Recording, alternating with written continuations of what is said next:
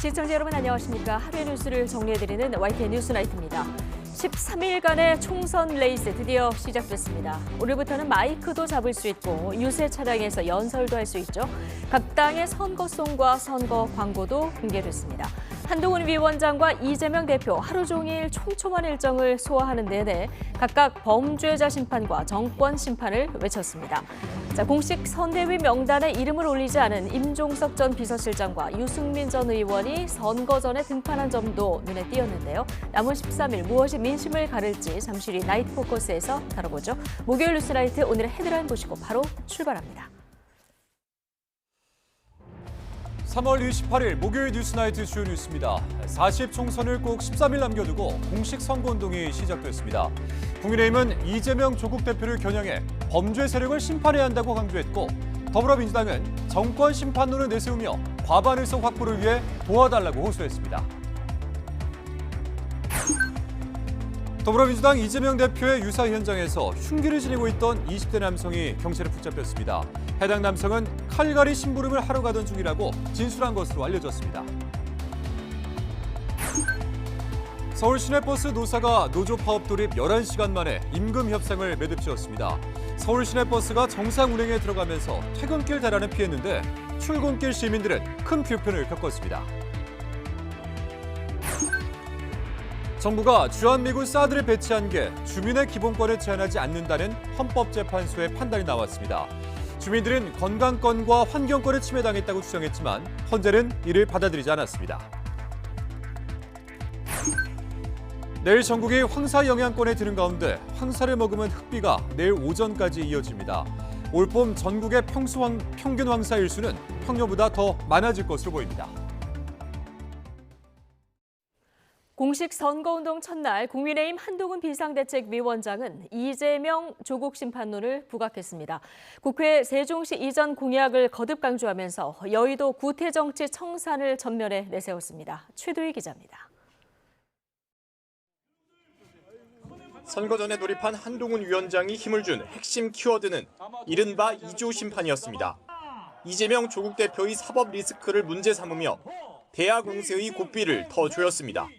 이재명 조국 대표들은 그 속내를 숨기지 않습니다. 이렇게 편이 많은데 니들이 어쩔래? 라면서 뻔뻔하게 나옵니다. 뻔뻔한 범죄자들이 지배하는 나라에는 미래가 없습니다. 여의도 구태정치 청산을 기치로 전격 발표한 국회 세종시 이전 공약도 거듭 강조했습니다. 개발의 신호탄이 될 거라며 구동층이 상대적으로 많은 서울 충청 표심을 동시에 공약했습니다. 한 위원장은 공식 선거운동 첫 일정으로 서울 가락시장을 방문해 물가 동향도 점검했습니다. 민생 위기 극복에 방점을 찍고 분위기 반전을 모색하겠다는 의지로 풀이됩니다. 우리 국민의힘이 땀 흘려 일하는 생활인을 대변하는 정당이고 그런 분들이 더 잘 살기를 바라는 정당입니다. 저희가 그런 의미에서 오늘 이 가락시장에서 첫날을 시작합니다. 서민생활 밀접 품목의 부가가치세를 10%에서 5%로 내리는 걸 정부에 요구한 건 연장선에 있습니다. 2조 심판과 민생 회복을 공식 선거운동 일성으로 내건 한동훈 위원장. 수도권을 중심으로 번진 위기론을 잠재우고 유권자의 호응을 끌어낼 수 있을지 주목됩니다. YTN 최도희입니다. 더불어민주당은 대통령실이 있는 서울 용산에서 공식 선거운동 출정식을 열었습니다. 4월 10일은 윤석열 정권을 심판하는 날이라면서 지지를 호소했습니다. 황보혜경 기자입니다. 이재명 대표 등 민주당 지도부는 공식 선거운동 첫날 서울 용산역 광장에 집결했습니다. 대통령실이 있는 용산에서 정권 심판론을 부각하려는 의도로 풀이됐습니다. 윤석열 정권 심판 열차가 국민 승리라는 최종 목적지를 향해 지금 출발합니다. 지난 2년의 시간은 국민에게 하루하루가 절망, 고통 그 자체였습니다. 민주당이 심판을 위한 도구가 되겠다며 지지를 호소했습니다. 물가 폭등, 민생 파탄을 해결하기 위해 4월 총선에서 표를 달란 겁니다. 이를 위해 공천 갈등으로 인한 내홍을 수습하는 데도 공을 들이는 모습이었습니다.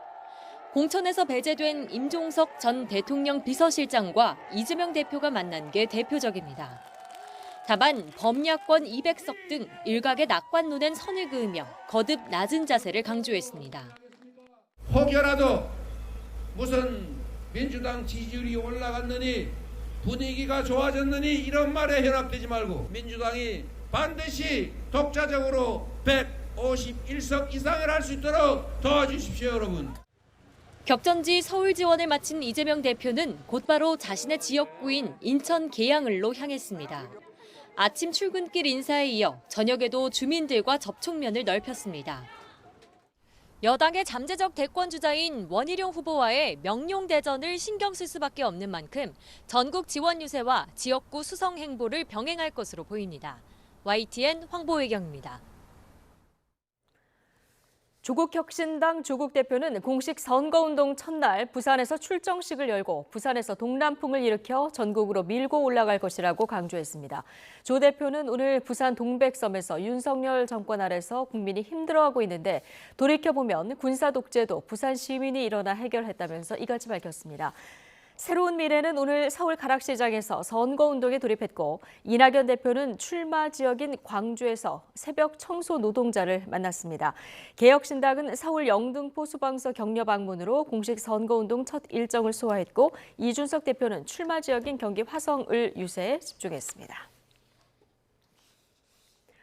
여야 모두 막말 논란 등으로 22대 총선 후보자 공천 취소 등 논란을 겪은 가운데 양당 대표들의 발언이 공식 선거운동 기간 변수로 떠올랐습니다. 국민의힘 한동훈 비상대책위원장은 야당 정치인들을 비하하는 발언으로 논란을 샀고 더불어민주당 이재명 대표는 윤석열 정부 외교를 비판하는 발언으로 구설에 올랐습니다. 조성우 기자입니다. 공식 선거운동 첫날 국민의힘 한동훈 비대위원장은 야권 정치인들을 동물에 빗대며 날선 발언을 쏟아냈습니다. 정치를 죄가 찾는 사람이 문제인 거지 정치 자체에는 죄가 없습니다. 범죄자들이 여러분을 지배하지 못하게 해주십시오. 민주당 이재명 대표와 조국혁신당 조국 대표의 사법 리스크를 지적하는 과정에서 나온 얘기인데 야권은 강하게 반발했습니다.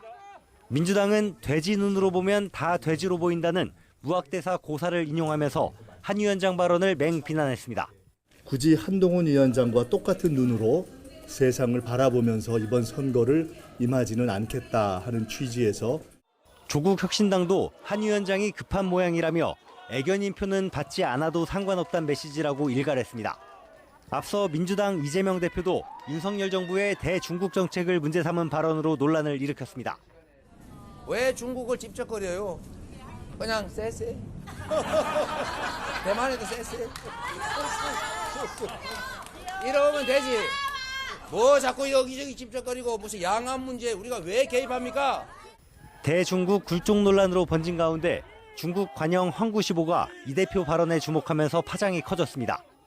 여당은 상식 이하의 망언을 서슴지 않으면서 국민을 상대로 공포와 불안을 부채질한다고 비판 수위를 높였습니다. 비틀린 안보관과 외교관도 우려스럽지만 선거를 위해서라면 국가 안보마저도 정략과 선동의 도구로 이용하는 모습이 경악스럽기 그지없습니다. 공식 선거운동 기간을 전후해 여야의 선명성 경쟁이 본격화하면서 상대를 겨냥한 발언 수위가 높아지는 가운데 양당 대표까지 설화 논란에 가세하면서 유권자들 눈살은 찌푸려지고 있습니다. YTN 조성호입니다. 더불어민주당의 영입인재 경기 화성을 공영훈 후보가 과거 군 복무 중인 아들에게 서울 성수동 땅과 건물을 증여한 사실이 알려지면서 아빠 찬스 논란이 불거졌습니다. 여권은 2030 세대에 큰 박탈감을 안겼다며 민주당의 국민 무시 공천이라고 비판했습니다. 박광열 기자입니다. 개혁신당 이준석 대표의 SNS입니다. 더불어민주당 경기 화성을 공영훈 후보가 지난 2021년 서울 성수동 건물을 아들에 증여했다는 언론 보도를 공유했습니다. 아들은 당시 22살로 군 복무 중이었습니다. 매입 당시 현대차 임원이던 공 후보의 건물 매입 이후 현대차 그룹 계열이 서울시와 서울숲개발에 합의하며 일대 땅값이 급등했다는 내부 정보 활용 의혹도 거론됐습니다. 아직 제대하지도 않은 아들에게 이런 증여 절차를 밟은 것에 대해 가지고 투자, 투기 또는 이런 재산 증식의 목적이 강했던 것이 아닌가. 이례적인 투자고 이례적인 전역 선물이다 이렇게 볼 수밖에 없습니다. 2017년 매입 당시 시세는 11억 8천만 원 상당, 현재 시세는 대략 3배 가까이 뛴 것으로 평가됩니다. 그러면서 여당 역시 비판에 합세했습니다. 2030 세대에 박탈감을 안겼다며 민주당의 책임 있는 자세를 촉구했습니다. 은퇴 후 살기 위해 재개발 지역 주택을 매입했다면서 4년 만에 증여한 건 앞뒤가 맞지 않습니다. 얼마 지나지 않아 인근에서 현대차발 부동산 호재가 생긴 것도 단순한 우연입니까? 관련해 공 후보는 아들에게 집 한 채는 해줘야겠다는 마음에 증여한 것이라며 주택 구입과 증여 사실은 인정했습니다. 군 복무 중인 자녀에 대한 주택 증여가 국민 눈높이에 맞지 않는다는 점은 받아들인다면서도 시세 차익을 목적으로 무리하게 대출을 일으켜 구입하지 않았다고 투기 의혹은 부인했습니다. 이 내부 정보 이용 주장에 대해서도 이미 수년 전부터 나왔던 이야기라고 선을 그었습니다. YTN 박광렬입니다. 서울 시내버스 파업 11시간 만에 노사 간 임금 협상이 타결됐습니다. 퇴근길 버스 운행은 정상화됐지만 시민들의 불편은 컸습니다. 김종균 기자입니다. 서울 시내버스 노사는 파업 돌입 11시간 만에 협상 타결을 선언했습니다. 서울시의 중재 노력 끝에 노사는 임금 인상률 4.48%에 합의했습니다. 명절 수당 65만 원을 포함하면 사실상 5.6% 인상입니다. 약 600억 원 정도의 추가 재정 부담률이 발생했습니다.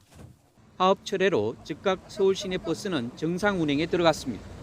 서울시는 비상수송 대책 가동을 해제하고 지하철, 전세버스 등 대체 교통수단도 정상 운행으로 돌렸습니다. 대중교통 정상 운행을 기다려주신 시민 여러분, 그리고 비상수송대책 준비를 위해 협조해 주신 유관기관과 자치구 관계자 여러분들께 감사드리겠습니다. 퇴근길 혼잡은 피했지만 서울 시민은 물론 서울로 출근하는 경기도민들도 큰 불편을 겪었습니다. 특히 고등학교 3월 모의고사 시험일과 겹치는 바람에 학생들도 불편을 겪어야 했습니다. 특히 오늘이 아마 고등학교 3월 모의고사일하고 겹치는 날이기도 합니다. 그러다 보니까 그분에 대한 여러 가지 부담들이 작용을 해서 2012년 20분간의 부분 파업 이후 12년 만에 벌어진 서울버스 파업으로 시민들은 힘든 하루를 보냈습니다. YTN 김종기입니다. 의대 교수 측과 여당의 만남으로 대화 움직임이 보이는 듯했던 의정 간의 만남 논의는 며칠째 답보 상태입니다. 정부는 전공의에 대한 행정처분을 유예하고 근무시간 단축 등의 당근책을 제시하고 있지만 의료계는 오히려 전선을 확대하는 분위기입니다. 김혜영 기자입니다. 의대 증원 2,000명 백지화를 놓고 힘겨루기가 계속되면서 대화를 위한 마중물은 보이지 않습니다. 당정이 전공의에 대한 유연한 처분을 논의하면서 면허 정지 처분은 유예됐지만 언제든 되살아날 가능성은 있습니다. 누구라도 위법한 행동을 했을 때는 그에 상응하는 책임을 지는 것이 자유민주주의 국가의 기본 원리입니다. 이런 가운데 의대 졸업 뒤 올해 인턴 과정을 밟으려던 젊은 의사의 임용 등록 시한은 며칠 앞으로 다가왔습니다. 다음 달 2일까지 등록을 하지 않으면 오는 9월이나 내년 3월에 수련해야 합니다. 정부는 전공의 처우 개선을 위한 당근책을 제시하며 복귀를 호소했습니다. 전공의 수련 시간을 주 80시간, 연속 근무는 36시간 범위 안에서 정하도록 한 법이 2년 뒤 시행되는데 5월부터 시범 사업에 나서기로 했습니다. 이번 달부터 소아과 전공의에게로 확대된 100만 원 수련 보조 수당도 다른 필수 과목으로도 넓히기로 했습니다. 80시간의 노동 시간이 아니라 이 80시간의 출연 시간이 적정한 건지 이런 부분에 대해서는 같이 계속 논의를 해 가도록 하겠습니다. 하지만 사태가 장기화하면서 이런 대책으로 전공의들을 협상 테이블에 끌어내기는 어려워지고 있습니다. 더군다나 대한의사협회는 총선 캠페인으로 전선을 확대하는 모양새입니다. 의협을 새로 이끌게 된 이면택 회장 당선자는 이번 총선에서 여당 괴멸 수준의 타격을 줄 선거 캠페인을 진행할 거라며 의협 손으로 20석에서 30석의 당락이 결정될 거라고 주장했습니다. 이번 주말 의협 비대위가 신임 회장을 중심으로 전열을 정비하고 본격적인 행동에 나설 경우 의정 간 대화의 장은 더욱 열리기 어려워질 것으로 보입니다. YTN 김혜은입니다. 앞으로 사교육 업계에서 영리 행위를 한 사람들은 수능 출제위원으로 활동할 수 없도록 상시 감시 체계가 구축됩니다. 또 6월 모의고사부터는 이의제기 대상에 사교육 유사성도 포함될 예정입니다. 김연아 기자입니다. 재작년 치러진 수능 영어엔 이른바 일타 강사가 만든 문제와 똑같은 지문이 출제됐습니다. 뒤이은 사교육 카르텔 조사에선 교사와 학원 강사, 수능 출제위원들까지 문제 장사에 무더기 연루된 사실도 드러났습니다. 교원, 학원 관계자 등 56명을 청탁금지법 위반, 업무 방해, 배임수 증제 등의 혐의로 경찰에 수사를 요청하였습니다. 교육부는 사교육 카르텔 근절을 위해 우선 수능 출제위원 선발 검증부터 강화하기로 했습니다. 강화된 검증을 통과한 출제진을 5배수 무작위 선발하고 출제 참여 시 소득 증빙 서류를 받아 사교육에서 돈을 받은 이력이 있는지 검증합니다. 평가원에는 출제위원 관리기관을 신설해 사교육 영리 행위 여부를 상시 점검합니다. 또 수능 직전까지 사교육 문제지와 사설 모의고사를 확보해 검토하고 수능 출제 점검위원회가 유사성 검증도 맡습니다. 문제 관련 이의 신청 대상에 사교육 연관성도 추가됐습니다. 출제위원회 사교육 영리 행위가 적발되거나 출제 문항과 사교육 문제 연관성이 높은 경우엔 수사 의뢰나 고발도 검토할 계획입니다.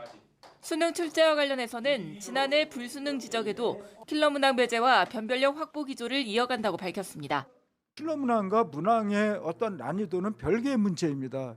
공교육 과정 내에서 출제한다 하더라도 문항은 변별을 위해서 이렇게 어렵게 난이도를 어렵게 구성할 수도 있고. 평가원은 특히 올해 의대 정원으로 실력 좋은 N수생이 역대급 증가할 것도 고려할 예정이라서 지난해에 이어 올해도 변별력 높은 수능이 될 가능성이 커졌다는 분석입니다.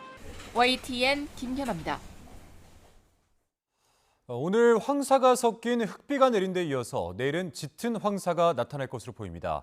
올 봄에는 불청개 황사가 평년보다 자주 찾아올 것이라는 전망도 나왔습니다. 김민경 기자입니다. 전국을 촉촉하게 적신 봄비는 흑비였습니다. 비에 봄의 불청객 황사가 섞여 있기 때문입니다. 내몽골고원에서 발원한 황사가 북서풍을 타고 우리나라로 유입되며 상공에서 비와 함께 내린 겁니다. 황사를 머금은 흑비는 내일 오전까지 산발적으로 이어질 전망입니다. 특히 밤사이 미세먼지 농도가 크게 치솟겠고 내일 일부 지역에는 특보가 내려질 가능성도 있습니다. 고비사막과 내몽골고원에서 발원한 황사는 28일과 29일 비와 섞여 내리겠고 비가 그친 이후에도 30일까지 전국적으로 황사의 영향을 받겠습니다. 흑비가 내린 건 3월 들어 벌써 세 번째. 황사가 공식 관측된 것도 한 번에 달합니다. 예년보다 황사가 자주 발생해 우리나라까지 날아온다는 얘기입니다. 고비사막과 내몽골고원 등 황사 발원지의 기온이 평년보다 높고 강수량이 매우 적어 건조한 날씨가 이어지고 있어서 대규모 황사가 발생하기 무척 좋은 조건입니다. 게다가 발원지 부근에 저기압이 자주 통과하면서 모래먼지를 끌어올리고 북서풍이 부는 기압 배치가 자주 만들어지면서 황사 공습이 잦아질 거라는 분석입니다. 봄철 전국의 평균 황사일수는 5.4일인데 이보다 더 많은 황사일수가 기록될 가능성이 큽니다. 황사로 인한 고농도 미세먼지가 나타나면 노약자와 호흡기 질환자는 외출을 자제하는 게 좋습니다. 만일 외출해야 한다면 KF80 이상 보건용 마스크를 착용하고 귀가하면 손발과 머리를 신속하게 씻어줘야 합니다. YTN 김민경입니다.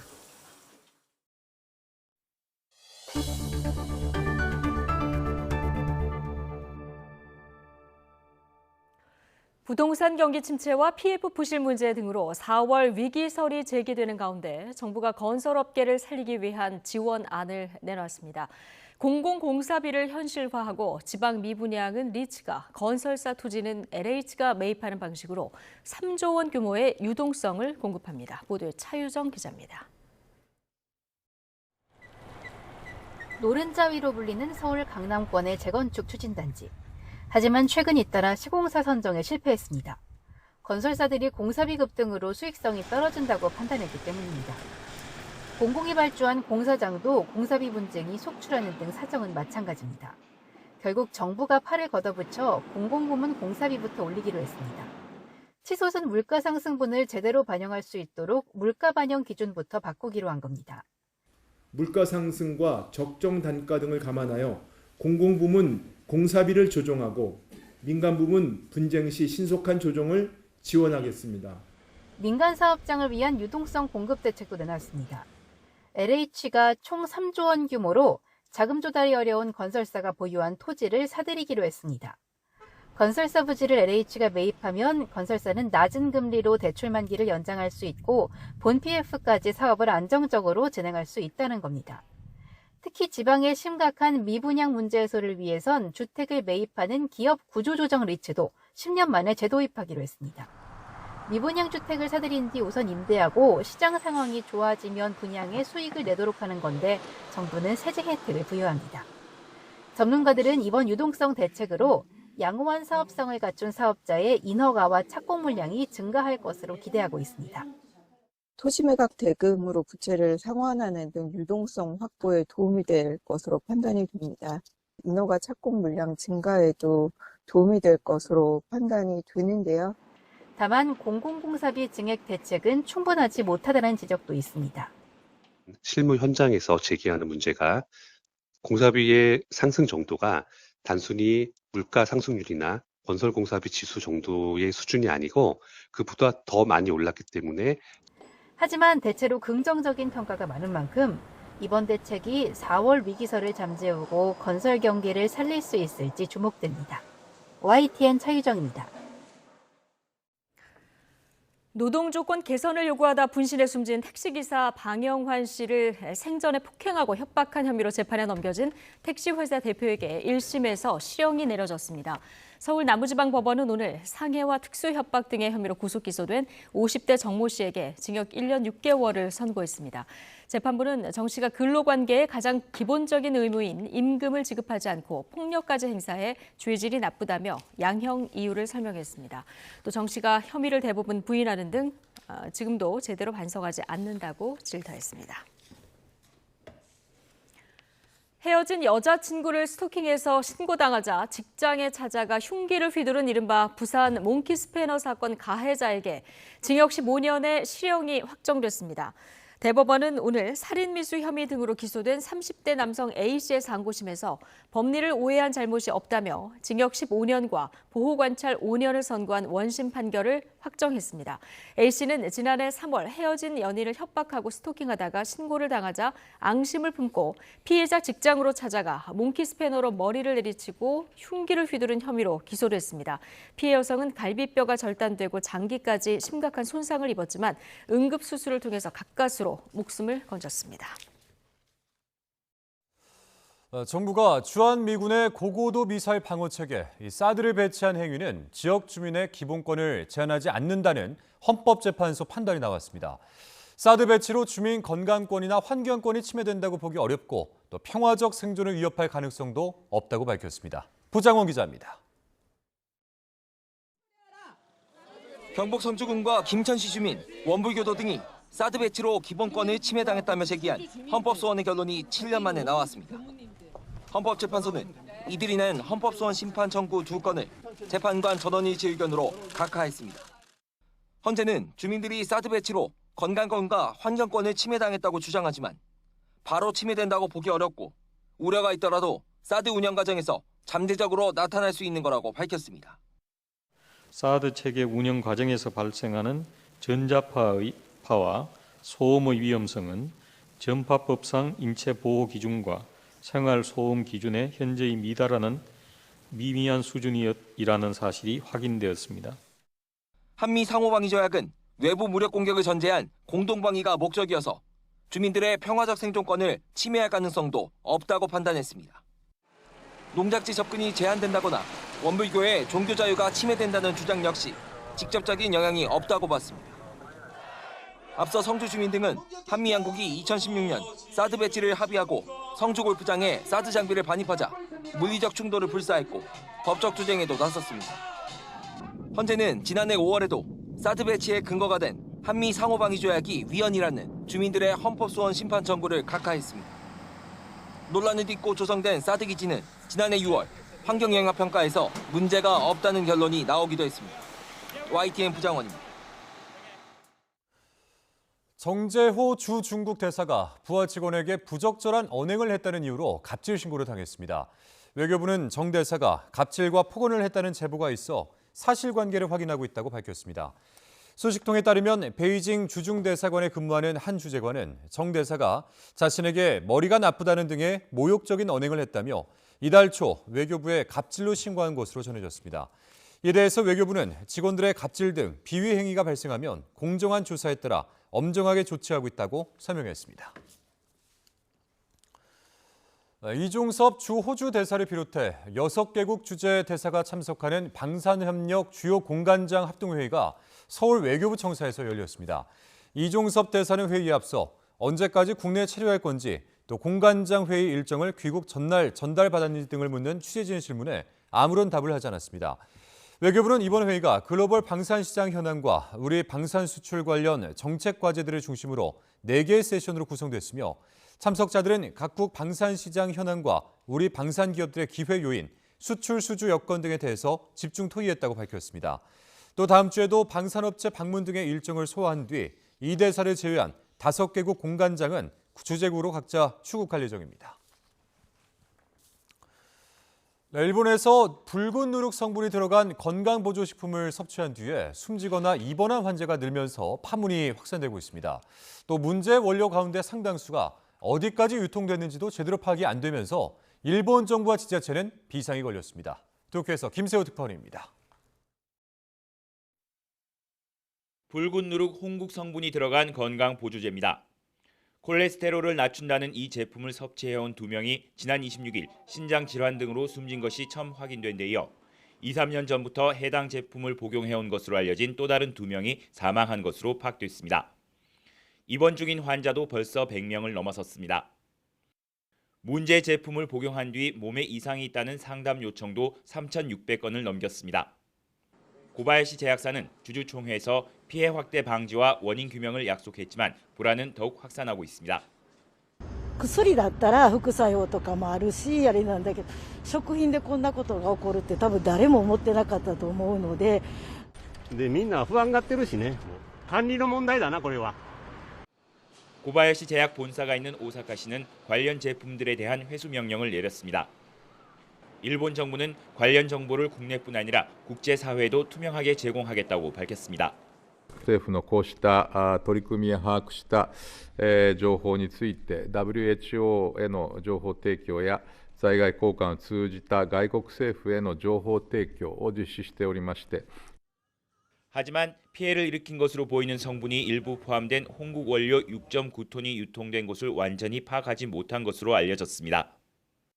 고바야시 제약사가 만든 건강보조식품의 피해가 얼마만큼 확산할지 가늠할 수 없는 가운데 소비자들의 두려움은 더욱 커지고 있습니다. 도쿄에서 YTN 김세호입니다. 서울 시내버스 노사협상이 28일 노조의 파업 돌입 11시간여 만에 타결됐습니다. 서울시는 서울시 버스 노동조합과 사측인 서울시 버스 운송사업조합이 오늘 오후 3시 임금 협상에 전격 합의했다고 밝혔습니다.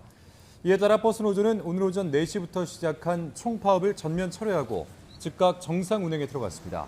노사는 시위 중재 속에서 물밑 협상을 지속한 끝에 오늘 오후 3시 임금 인상 4.48%, 명절 수당 65만 원으로 노사 간 합의를 이뤄냈습니다. 서울시는 시내버스 노사의 임금 협상 타결과 관련해 600억 원 정도의 추가 재정 부담이 생긴다면서도 임금 인상이 바로 요금 인상으로 이어지진 않을 것이라고 밝혔습니다. 윤종장 서울시 도시교통실장은 올해 노사 협상이 난항을 빚은 데 대해서 서울 시내버스는 준공영제로 운영하고 있고 전국에서도 대부분 준공영제를 하다 보니 준공영제 버스 인상률은 다른 지방자치단체에 영향을 미치게 된다고 배경을 설명했습니다. 네, 이처럼 가까스로 노사 협상이 타결되긴 했지만 서울 시내버스가 12년 만에 파업에 들어갔던 오늘 아침 출근길엔 극심한 혼잡이 빚어졌습니다. 파업인지 모르고 정류장에 나온 시민들도 많아서 다른 교통편을 찾느라 지각이 속출했습니다. 윤태인 기자입니다. 해가 떠오를 무렵 버스 정류장입니다. 평소 같으면 출근길 시민들로 붐벼야 하지만 지금은 한산하기만 합니다. 건널목을 건너는 사람은 눈에 띄지만 버스를 기다리는 사람은 보이지 않습니다. 버스 전광판에는 경기도에서 오는 버스를 제외하면 도착 예정 시간이 뜨지 않습니다. 평소 20종류 넘는 시내버스가 정차하는 서울 여의도 환승센터입니다. 도로에는 수많은 자동차가 오가고 있지만 시내버스는 단 한 대도 보이지 않습니다. 서울 시내버스 노사가 임금 인상안을 두고 11시간 넘는 마라톤 협상에 나섰지만 합의를 보지 못해 새벽 첫 차부터 파업에 돌입한 겁니다. 지난 2012년 이후 12년 만입니다. 파업 소식을 미처 알지 못한 시민들은 출근길 큰 혼란에 빠졌고 결국 발이 묶인 시민들은 대체 교통수단을 찾아 발을 동동 굴러야 했습니다. 파란 버스 말고 다른 버스들만 와서 좀 출근하는데 좀 어려움이 있는 것 같습니다. 9시부터 지금 기다리고 있는데 택시가 안 오고 있네요. 다 예약이 되는. 지하철에는 갑작스럽게 많은 시민이 몰리면서 출근길 혼잡이 가중됐습니다. 네, 평상시보다는 한 두 배 가까이는 안 되는데 한 0.5 정도는 되는데 버스가 이렇게 발이 묶인다는 것에 대해서는 좀 저희 시민의 한 사람으로서 조금 불만이 조금 있습니다. 네. 하루 평균 361만 명이 이용하며 서울 시민의 발이 되어주는 시내버스. 버스 7천여 대가 동시에 차고지에 멈춰서면서 출근길과 등굣길에 지각이 속출하고 시민들이 큰 불편을 겪어야 했습니다. YTN 윤태인입니다. 정부의 의대 정원 증원에 반발하는 전공의들이 지방의대 증원 때문에 서울 지역 의대생들까지 피해를 보게 될 거라고 주장하고 나섰습니다. 서울행정법원은 오늘 박단 대한전공의협의회 회장이 보건복지부와 교육부 장관을 상대로 의대 증원 배분 결정 집행을 정지해달라며 낸 소송의 첫 신문 기일을 열었습니다. 정부 측은 박 씨가 다니는 학교는 증원 대상이 아니라 원고 적격성이 없고 증원 뒤 입학하는 의대생들은 6년 뒤에나 전공의 과정을 밟게 되므로 당장 회복할 수 없는 손해가 발생하지 않는다고 주장했습니다. 이에 박 씨 측은 지방에 있는 의대와 서울 지역 의대는 하나의 유기체로서 연쇄적인 반응을 일으킨다며 서울 지역 의대생들이 양질의 교육과 수련을 받을 권리에도 손해가 발생한다고 맞섰습니다. 박민수 보건복지부 2차관이 의대 정원 확대를 둘러싼 갈등은 정부와 의료계 갈등이 아니라 국민과 특권적 의사집단 간의 싸움이라고 밝혔습니다. 박 차관은 건강보험정책심의위원회에서 국민의 생명과 건강을 지켜내고자 하는 것을 의정 갈등이라고 표현하는 것은 맞지 않다며 이같이 말했습니다. 또 정부가 2,000명을 고수한다는 지적이 있는데 정부가 고수하는 것은 숫자 2,000이 아니라며 정책 결정이 이루어지기까지 과학적인 연구와 사회계층의 요구가 있었다고 설명했습니다. 그러면서 의료계는 한 번도 의사가 부족하다는 것을 인정하지 않았고 이제와 의대 증원을 제로로 돌려달라는 것은 힘에 기반한 반지성적 요구라고 비판했습니다. 초등학생 아들에게 갑자기 찾아온 당뇨와 심한 합병증 증세, 동네 병원 의사는 당장 위험한 상황이 발생할 수 있다며 빨리 큰 병원 응급실로 가라고 했는데 받아주는 병원이 없었습니다. 네, 의사 사직 사태로 더 심각해진 의료 공백 피해를 경험한 한 아버지의 끔찍했던 3시간을 제보는 Y 양동훈 기자가 전해드리겠습니다. 충남 당진에 사는 A씨는 초등학생 아들이 갑자기 심한 구토와 무기력 증세를 보여 집 근처 내과를 찾았습니다. 이튿날 검사 결과를 들으러 갔더니 의사는 최대한 빨리 아들을 대학병원 응급실에 데려가라고 했습니다. 당뇨가 의심되는데 이미 다른 장기들이 영향을 받아 금방이라도 위급 상황이 발생할 수 있다고 한 겁니다. 피검사했을 때는 이제 당 수치가 높게 나왔고 이제 간 기능 쪽 이상이랑 비장 쪽 비대 현상 그래가지고 응급실 진료를 요청을 하셨습니다. 떨리고 두려운 마음을 진정시키며 곧바로 충남 천안의 한 대학병원 응급실로 차를 몰았습니다. 하지만 병원에 도착하자마자 절망에 빠졌습니다. 소아응급 전문의가 없다며 접수 자체를 받아주지 않은 겁니다. A씨는 그러면서 병원 직원이 119를 불러 다른 병원을 알아보라는 말을 전했다고 했습니다.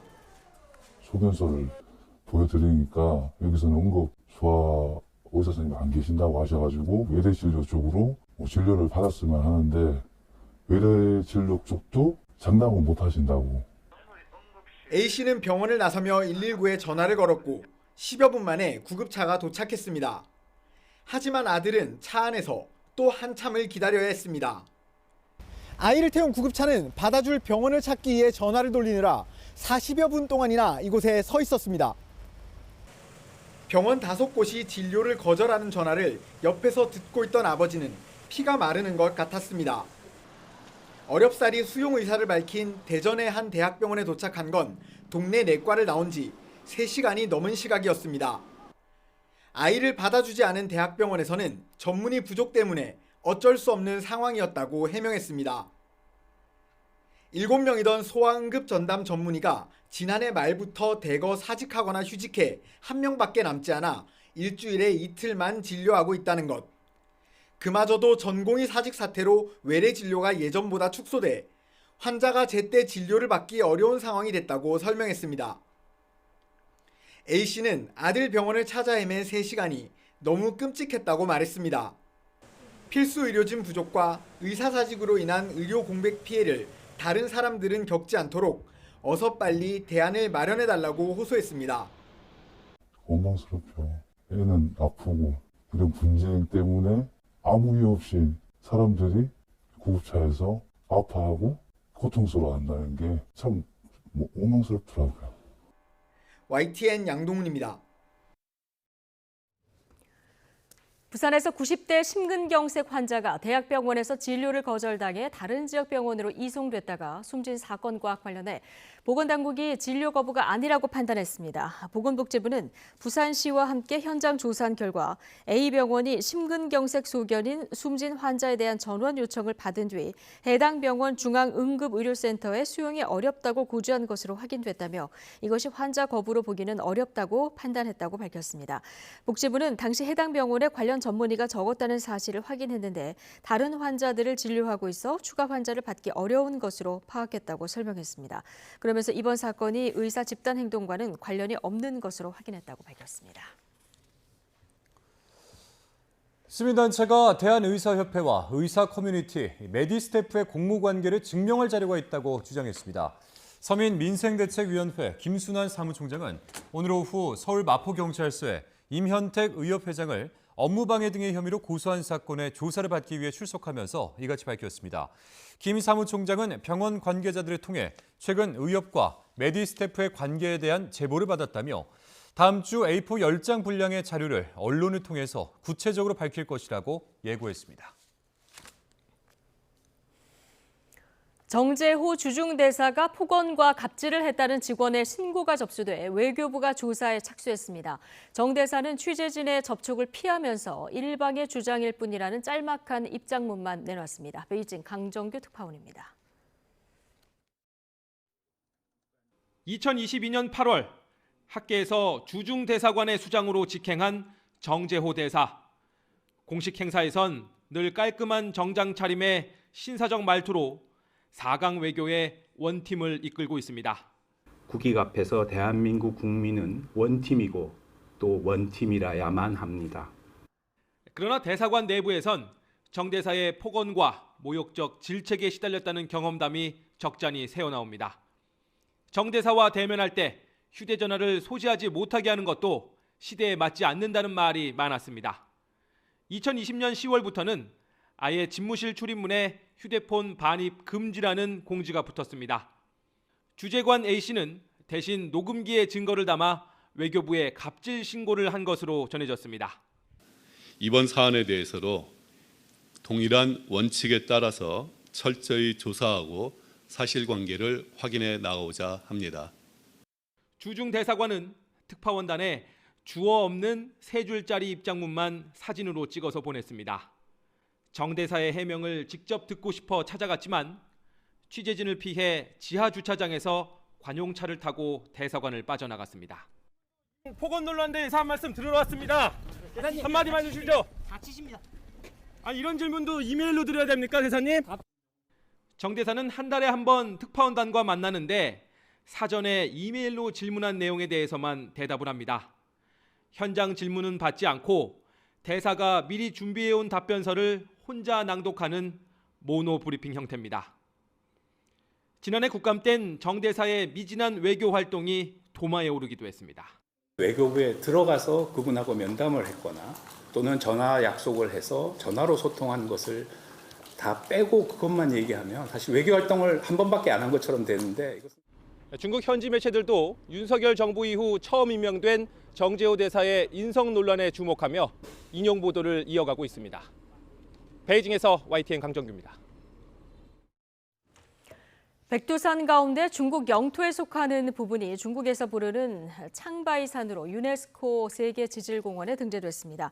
유네스코 홈페이지에 따르면 현지 시간 27일 유네스코 집행이사회는 창바이산을 비롯한 18개 후보지를 새 세계지질공원으로 인증했습니다. 유네스코는 창바이산을 지린성 남동부에 있는 화산 활동의 야외 교실 같은 곳으로 가장 잘 보존돼 화산이 형성되는 과정을 연구할 수 있는 곳이며 동북아시아에서 가장 크고 높은 화산호 천지는 절경을 선사한다고 소개했습니다.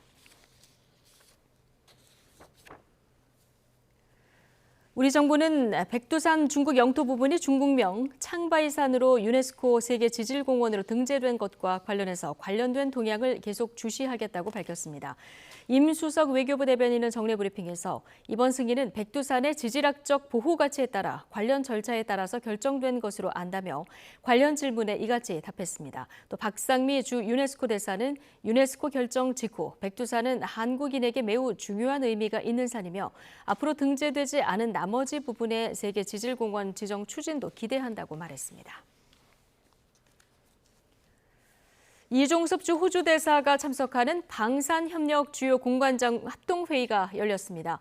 이 대사가 귀국한 지 일주일 만에 열린 것으로 방산회의 관련 일정은 다음 주에도 이어질 예정입니다. 신현준 기자입니다. 이종섭 주 호주 대사가 귀국 일주일 만에 서울 외교부청사에 모습을 드러냈습니다. 6개 나라 주재 대사가 참석하는 방산협력 주요 공관장 회의에 참석하기 위해서입니다. 굳은 표정의 이 대사는 쏟아지는 기자들의 질문에 아무런 답도 하지 않고 회의장으로 향했습니다. 언제까지 국내에 계실 예정이신가요? 회의에는 호주와 사우디아라비아 등 6개국 주재 대사와 외교부와 국방부, 산업통상자원부의 장차관, 방사청장 등이 참석했습니다. 외교부는 회의에서 글로벌 방산 수출 현황과 정책 과제 등을 논의했다고 밝혔습니다. 6개국 공관장 합동 공관장 회의에서는 방산 협력 그리고 수출 지원을 위한 복합적인 모든 사안들이 집중적으로 논의될 예정입니다. 하지만 회의 급조 논란은 여전합니다. 출국 11일 만에 귀국한 이 대사는 방산 공관장 회의 참석을 이유로 들었는데 정작 그 회의가 일주일 뒤에야 열렸기 때문입니다. 또 일부 대사만 참석한 방산 공관장 회의가 전례가 없는 데다 국방부와 산자부 장관이 다른 일정으로 개회 때 자리를 함께하지 못한 것도 회의 급조 가능성을 내비치는 대목입니다. 방산 관련 공관장 회의는 다음 주에도 이어집니다. 외교부 당국자는 6개국 대사가 함께하는 방산업체 방문 등의 일정이 다음 주에도 예정돼 있다고 밝혔습니다. 대사들은 일정이 끝나는 대로 개별적으로 주재국으로 돌아가지만 이 대사는 호주와의 2+2 외교 국방장관 회의 준비와 전체 공관장 회의 등이 이어지면서 국내 체류가 더 길어질 전망입니다. YTN 신현주입니다. 군수물자 48만 점 266억 원 상당이 중동으로 밀수출된 사실이 세관과 국정원 조사로 드러났습니다. 국내 유명 방위산업업체에서 20여 년을 일하고 퇴사한 50대가 영업 비밀을 빼돌려 총기 부품 등을 생산한 뒤 허가도 받지 않고 수출한 것으로 조사됐습니다. 김종호 기자입니다. 세관 직원이 압수한 총기 부품을 조립합니다. 애초 국내 유명 방위산업체가 생산해 중동국가 국영 방산업체에 정식 수출하던 건데 해당 부품은 다른 업체가 베껴 만들어 밀수출했습니다. 해당 방위산업체에서 해외 영업 담당자로 20여 년을 일한 A씨가 지난 2019년 퇴사하면서 영업 비밀을 빼돌려 같은 부품을 생산한 겁니다. 퇴사하면서 설계 도면, 실험 자료를 개인 이메일을 통하여 유출시켰고 그 유출된 자료를 바탕으로 중동국가 국영 방산업체에는 더 저렴하게 원하는 대로 부품을 공급하겠다고 접근해 거래가 시작됐습니다. 군수물자 수출에 필요한 방위사업청장 허가는 일반 기계 부품이나 장비 등이라며 품목을 속이는 방식으로 피해갔습니다. 이렇게 총기 부품과 장비 등이 280차례 밀수출됐는데 모두 48만 점, 거래 대금은 266억 원이나 됩니다. 특히 각종 총기 부품을 만드는 데 쓰는 이런 소형 장비는 종류만 1000가지가 넘습니다. 유명 방산업체는 피해가 수백억 원에 이른다고 호소합니다. A씨가 그 퇴사 이후에 중동 지역 거래처 물량이 점차 줄어서 확인해보니 회사의 재직 당시에 훔쳐간 중대한 영업 비밀을 기반으로 거래처 물량을 세관은 A씨 등 2명을 검찰에 넘겼고 피해 업체는 지난 1월 A씨가 영업비밀 500여 건을 빼돌렸다며 경찰에 고소했습니다. YTN 김종호입니다. 일본 군마현이 지난 1월 조선인 노동자 추도비 철거공사 전에 주일 한국 대사관으로부터 대사관 간부와 야마모토 이치타 지사 간 면담 요청을 받았으나 거절했다고 아사히 신문이 전했습니다. 보도에 따르면 주일 한국 대사관 직원은 군마현 다카사키시 현립공원 군마의 숲에 있던 조선인 추도비 철거공사가 시작되기 일주일 전에 군마현청을 방문해서 담당 부장을 만났습니다. 한국 대사관 측은 조선인 추도비 문제 해결을 논의하려고 군마현 지사와 대사관 간부 간 면담을 요구했지만 군마현은 며칠 뒤 이를 거절하겠다고 대사관에 연락한 것으로 알려졌습니다. 하지만 야마모토 지사는 한국 대사관의 요청에도 철거공사 무렵 열린 기자회견에서 잇따라 한국 측이 접촉해오지 않았다며 사실과 다른 설명을 했다고 아사히 신문은 전했습니다. 일본에서 붉은 누룩, 홍국 성분이 함유된 건강보조식품을 복용한 뒤 사망한 것으로 추정된 사람이 4명으로 늘었습니다. 일본 고바야시 제약은 홍국 건강보조제 섭취에 따른 사망자가 4명으로 늘었고 입원 중인 환자가 110명이라고 밝혔습니다. 홍국은 쌀 등을 발효시켜 붉게 만든 것으로 콜레스테롤 분해 효과가 있다고 알려졌으며 문제의 제품인 홍국 콜레스테 헬프는 2021년 발매 후 110만여 개가 팔렸습니다. 이와 관련해서 기시다 후미오 총리는 참의원 예산위원회에서 정부가 파악한 정보를 세계보건기구와 외국 정부에 제공하겠다고 말했습니다. 공식 선거운동이 시작된 가운데 여야는 8일 앞으로 다가온 사전투표에도 촉각을 곤두세우고 있습니다. 본투표에 앞서 한 표를 행사하는 유권자들이 늘면서 이 지지층 참여율을 높이는 데 주력하고 있습니다. 나혜인 기자입니다. 4년 전 총선 당시 전체 투표자의 40%는 사전투표 날 한 표를 행사했습니다. 지난 대선에선 47.8%가 미리 투표해 사실상 표심 절반이 본투표 전에 결론났습니다. 2013년 재보궐선거 때 처음 도입된 사전투표에 익숙해진 유권자들이 많아지면서 여야의 셈법은 복잡해지고 있습니다. 국민의힘은 공식 선거운동 초반 굵직한 정책 공약을 집중적으로 발표해 지지층을 투표장으로 유도한다는 계획입니다. 하지만 전통적 지지 기반인 60대 이상 보수층 유권자 사이에 사전투표에 대한 불신이 남아있다는 건 고민스러운 부분입니다. 선관위가 투표함 주변 CCTV 공개와 추가 수검표 같은 절차를 마련했지만 4년 전 총선 때 불거진 부정선거 시비 여파가 가시지 않은 겁니다. 수개표를 병행합니다. 여러분, 걱정하지 마십시오. 사전투표, 본투표 가리지 말고 무조건 투표장에 가십시오. 민주당은 투표율이 높을수록 승산이 커진다고 보고 사전투표 독려 전략을 고민하고 있습니다.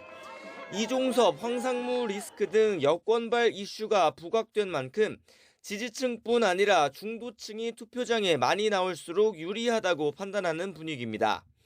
최소한 지난 총선 때보다 사전투표율을 올리겠다는 목표를 세우고 거리 유세와 SNS 등을 통한 캠페인에 나설 계획입니다. 이제 투표율이 얼마냐가 제일 중요한 거거든요. 결국 여론조사만 갖고 되는 건 아니고 4월 5일 날이 이제 사전투표 아닙니까? 그때 얼마나 나오는가 보면 짐작은 갈 거라고 보는데 사전투표는 다음 달 5일부터 이틀 동안 진행됩니다. 본투표는 4월 10일이지만 선거 전반전은 사실상 일주일 앞으로 다가온 셈이라 여야 움직임은 더 분주해질 것으로 보입니다. YTN 나인입니다. 정부가 제22대 총선 선거운동 기간 첫날 가짜뉴스와 허위 선동, 선거폭력 범죄 등을 엄정하게 수사해 처벌하겠다고 강조했습니다. 박성재 법무부 장관은 오늘 정부 세종청사에서 발표한 대국민 담화를 통해 이같이 밝혔습니다. 또 검경은 무관용 원칙으로 선거사범을 처리할 방침이라며 허위사실 공표와 흑색 선전, 금품 수수, 선거 관련 폭력 등을 중점 단속 대상으로 삼고 정부 역량을 총동원하겠다고 말했습니다. 이상민 행정안전부 장관은 또한 선거일까지 사전투표지 보관 모습을 시도선관위에서 누구나 볼 수 있도록 하는 등 공정하고 투명한 선거 환경 조성에 노력하고 있다고 밝혔습니다. 정부는 공식 선거운동이 시작됨에 따라 총선이 투명하고 공정하게 치러질 수 있게 선거 인력 지원을 대폭 늘리고 선거사범 단속을 강화하기로 했습니다.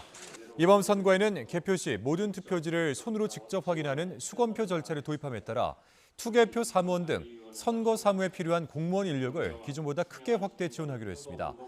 사전투표 우편물은 그동안 사전투표소에서 관할 우체국으로 이동하는 과정에 대해서만 경찰이 호송했지만 이번 선거부터 우편물이 구시군 선관위에 도착하는 모든 과정에 경찰이 동행합니다. 더불어민주당 이재명 대표가 방문한 유세 현장에서 흉기를 갖고 있던 20대 남성이 경찰에 붙잡혔습니다. 인천 부평경찰서는 오늘 오후 5시쯤 민주당 총선 출정식이 열린 인천 지하철 1호선 부평역 광장에서 흉기 2개를 가지고 돌아다니던 20대 남성을 검거해 조사하고 있습니다.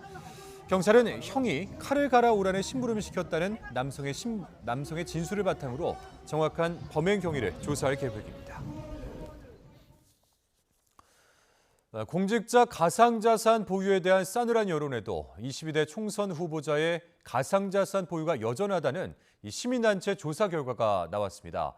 후보 3명 가운데 1명은 전과가 있는 것으로 집계되는 등 주요 정당들이 공천 후보자 검증에 부실했다는 지적입니다. 우정훈 기자입니다. 22대 총선 후보자 가운데 누가 가상자산을 많이 보유하고 있을까? 경제정의 실천 시민연합이 조사한 결과 국민의힘 장성민 경기 안산시갑 후보가 4억 6천여만 원으로 가장 많았습니다.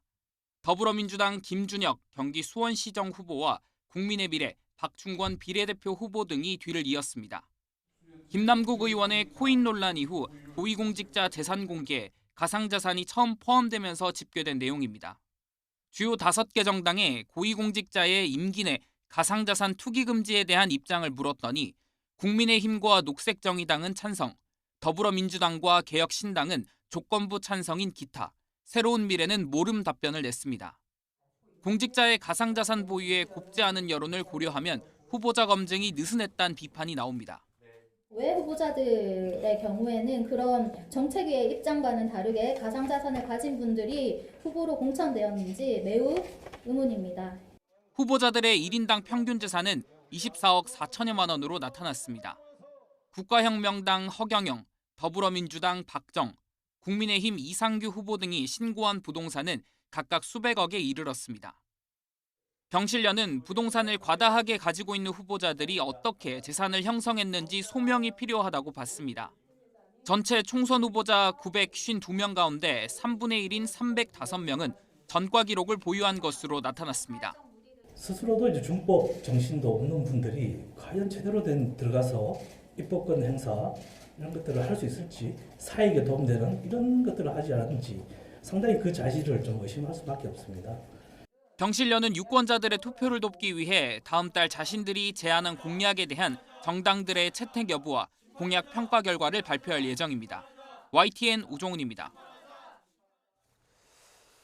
조국혁신당 비례대표 1번 후보 박은정 전 검사 부부의 재산이 최근 1년 사이 41억 원가량 늘어난 것으로 파악됐습니다. 중앙선거관리위원회 자료를 보면 박 후보는 본인 목 10억여 원과 배우자 목 39억여 원을 합해 49억 8,100여만 원의 재산을 보유했다고 신고했습니다.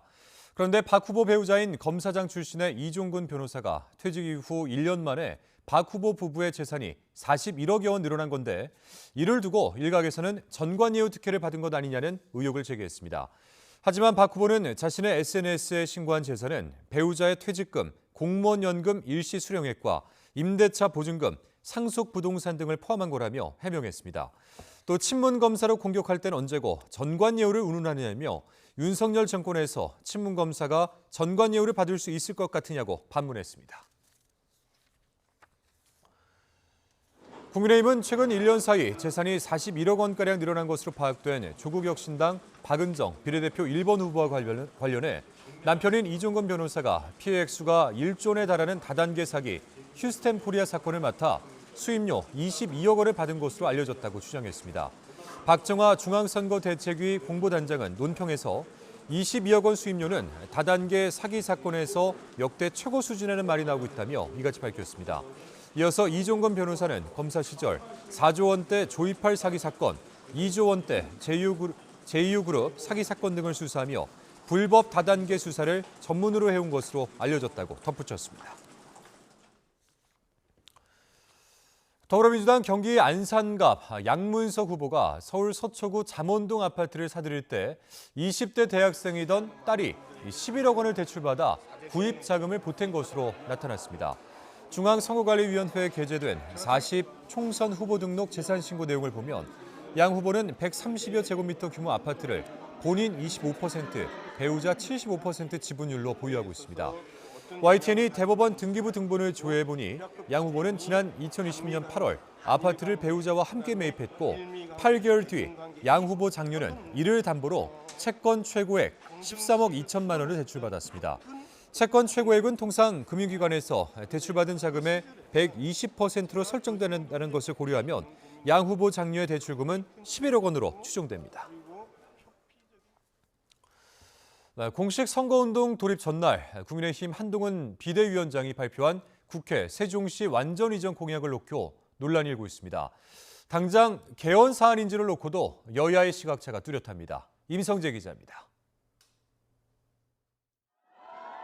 국민의힘은 상임위와 예산정책처 이전 등 국회 분원이 이미 진행되고 있다는 점에 방점을 찍고 있습니다. 국회법 개정을 통해 상임위와 예산정책처 등을 2031년까지 세종의사당에 두기로 했다는 겁니다. 절차가 까다로운 헌법 개정이 아니라 관련 법률만 바꾸면 완전한 국회의 세종 이전이 가능하다는 논리입니다. 국회법을 바꿔야 하는 문제이기 때문에 저희가 국회에서 승리해야 가능한 것입니다. 민주당은 다수당이면서도 국회를 완전 이전하는 법안을 만들지 않았습니다. 저희가 그걸 해내겠다는 겁니다. 4월 총선에서 제1당이 되면 주도적으로 국회법 개정에 나서겠다는 얘기인데 민주당은 의심의 눈초리를 거두지 않고 있습니다. 특히 여당이 선거를 목전에 두고 위기 돌파 카드로 꺼낸 거라며 평가절하하는 모습입니다. 한동훈 비대위원장이 급하다. 이게 선거에 있어서 뭔가 바꾸고 싶고 판세를 바꾸고 싶은데 무리하게 지금 내세우고 있는 카드가 아닌가 싶은데 국회법만 개정하면 된다는 주장 역시 문제 삼고 있습니다. 지난 2004년 헌법재판소가 수도 이전은 위헌이란 판단을 내린 상황에서 주요 헌법기관인 국회를 옮기기 위해선 개헌이 필요하다는 겁니다. 학계 의견은 분분합니다. 국회 전체를 옮기는 건 사실상 수도 이전이라 헌법을 개정해야 한다는 쪽과 관습 헌법상 수도를 서울로 한정한 20년 전 헌재 결정 자체에 의문을 제기하는 반론이 동시에 제기됩니다. 여기에다 애초 서울에 남기로 했던 법사위 등 6개 상임위와 본회의장, 국회의장실까지 세종으로 옮겨갈 경우 추가 사업비 문제 또한 불거질 수 있습니다. 다만 민주당 역시 국회 세종 이전 자체엔 반대하지 않는 만큼 이 총선 이후 입법부 세종시대 개막 논의가 급물살을 탈 가능성은 있습니다. YTN 임성재입니다. 국민의힘의 비례대표 위성정당 국민의 미래 이뉴환 선거대책위원장은 공식 선거운동 첫날 광주 5.18 민주묘지를 찾아 역사 왜곡 처벌을 강화하자고 제안했습니다. 인 위원장은 오늘 5.18 민주묘지를 참배한 뒤 기자들과 만나 민주화 운동을 폭동이라고 비하하거나 왜곡하는 건 광주 시민을 2번 죽이는 일이라며 이같이 말했습니다. 이어서 5.18 정신과 역사를 올바르게 가르치는 게 중요하다며 이제는 민주화 유공자들을 서울로 모셔 항일 투쟁 열사들과 비등하게 대접해야 한다고 덧붙였습니다. 문재인 전 대통령이 경남 지역에 출마한 더불어민주당 소속 후보들의 선거 지원에 나섰습니다. 문 전 대통령은 어제 오전 경남 거제시를 찾아 해당 지역구 민주당 변광용 후보와 함께 계룡산에 올랐습니다. 문 전 대통령은 앞서 지난 22일에는 양산을 김두관 후보를, 24일에는 본인이 거주하는 경남 양산갑 이재용 후보와 만났습니다. 공식 선거운동 시작일인 오늘 임종석 전 대통령 비서실장의 예방을 받고 내일은 부산 사상 지역에 배재정 후보를 지원하는 방안을 검토하고 있습니다. 조국혁신당 조국 대표는 고향 부산에서 일으킨 동남풍을 전국으로 밀고 가겠다며 선거 전에 돌입했습니다. 이준석, 이낙연 대표도 선거운동 기간 반등을 모색하고 있습니다. 손여정 기자입니다.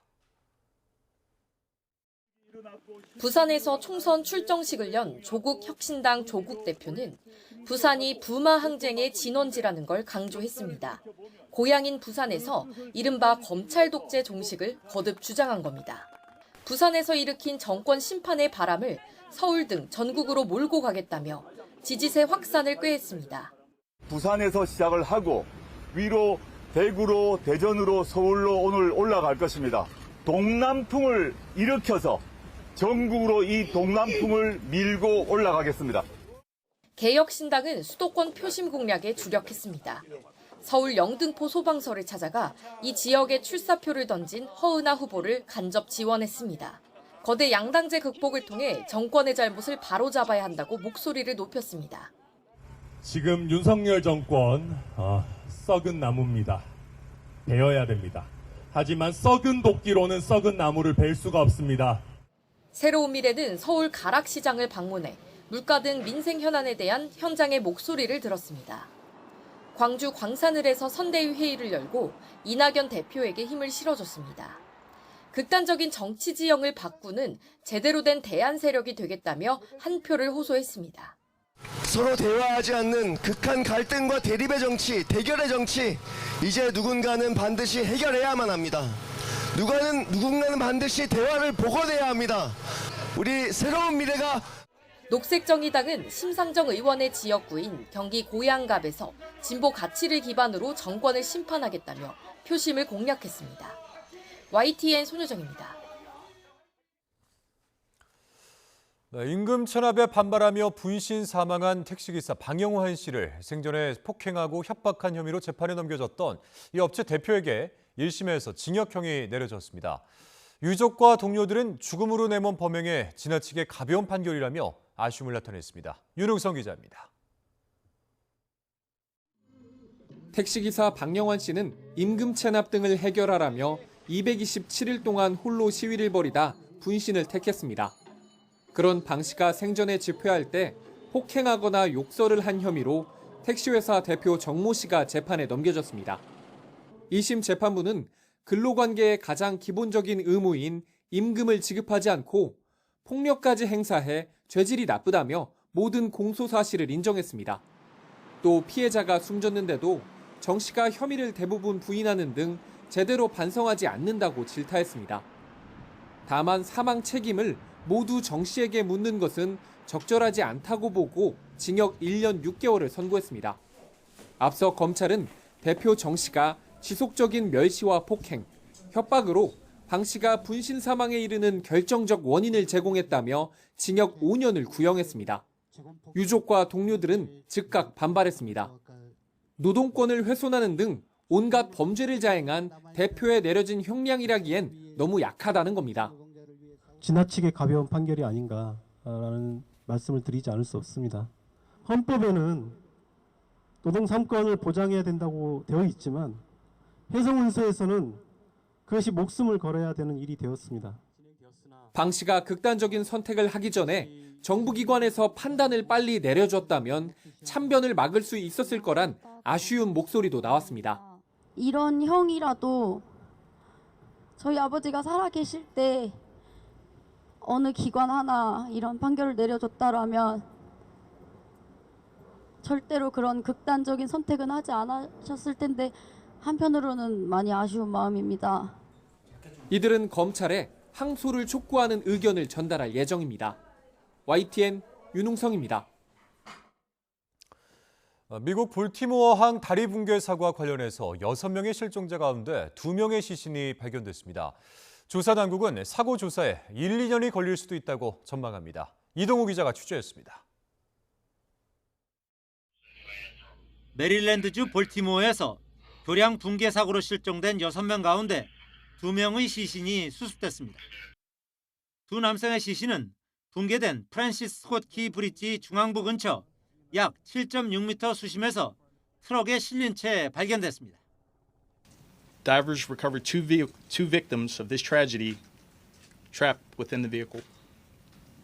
Their family members were notified just over an hour ago in person by Maryland State Police personnel. 이들 2명은 각각 멕시코와 과테말라 출신의 35살과 26살 남성입니다. 경찰은 수색 상황이 점점 더 위험해지고 수중 음파 탐지기도 닿기 어려워지면서 심해에서의 추가 시신 수습을 중단했습니다. 교량 노면에 움푹 들어간 곳을 메우던 작업반원 4명은 이미 숨진 것으로 추정됩니다. 조사 당국은 사고 조사에 1, 2년이 걸릴 수도 있다고 전망했습니다. So I have no doubt that we will be able to pull this together in hopefully 12 to 24 months. 이런 가운데 이번 사고를 낸 싱가포르 국적의 화물선에는 위험물질이 다수 실려 있어서 더 큰 사고로 이어질 뻔했습니다. That's 764 tons of hazardous materials, mostly corrosives, flammables, and some miscellaneous hazardous materials, class 9 hazardous materials, which would include lithium-ion batteries. 한편 미국 동부의 해운 길목인 볼티모어항이 이번 사고로 무기한 폐쇄되면서 물류 대란 등 전방위 충격파가 불가피할 것으로 예상됩니다. YTN 이동호입니다. 정부가 북한이 우리 국회에 해당하는 최고인민회의에서 남북 기본합의서를 폐기할 수 있다고 전망했습니다. 이런 가운데 북한은 이례적으로 러시아 정보당국자가 방북한 사실을 공개하며 러시아와의 밀착을 또다시 과시했습니다. 조수현 기자입니다. 지난 1월 열린 북한 최고인민회의.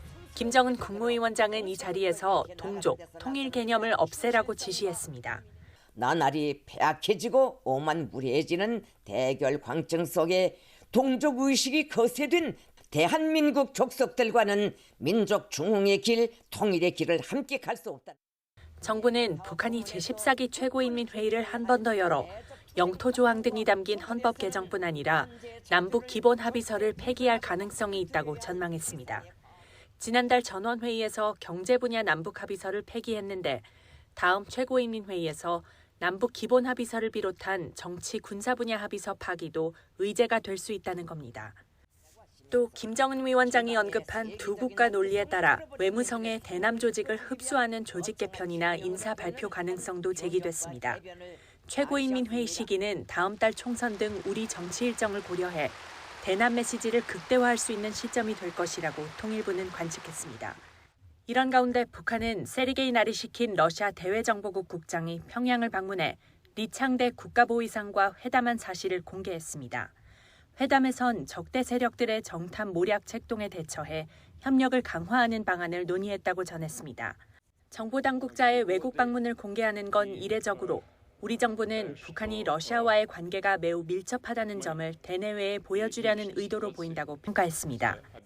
북러 군사협력에 맞서 한미 양국은 북한 IT 인력의 불법 외화벌이에 연루된 러시아 업체 등을 제재하며 공동 대응을 강화하고 있습니다.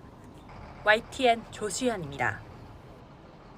내일은 미세먼지용 마스크를 꼭 챙기셔야겠습니다. 계속해서 황사가 말썽을 부릴 것으로 보이는데요.